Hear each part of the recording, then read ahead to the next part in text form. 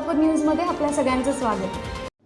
अक्कलकोटपासून 5 kilometre अंतरावर सांगवी गावाजवळ भरधाव येणाऱ्या बल्कर उलटून रस्त्याच्या कडेला थांबलेले एकाच कुटुंबातील 4 सदस्य चिरडले गेले।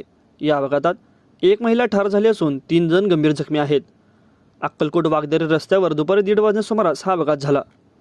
कविता रवींद्र लवटे वय वर्ष 35 राहणार सांगवी खुर्द तालुका अक्कलकोट असे मृत्यू झालेल्या महिलेचे नाव असून गणेश सुखदेव लवटे वय वर्ष 45, पल्लवी लवटे वय वर्ष 14 व ललिता लवटे वय वर्ष 40 हे जखमी झाले आहेत।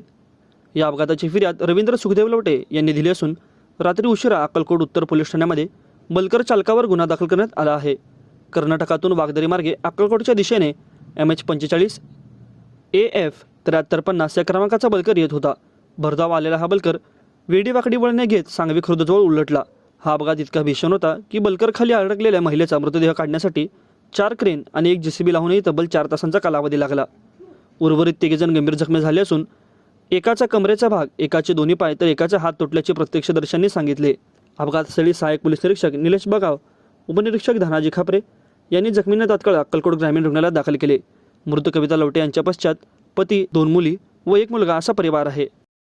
माझं सोलापूर न्यूज या YouTube चॅनलला सबस्क्राईब करा आणि बेल आयकॉन प्रेस करायला विसरू नका।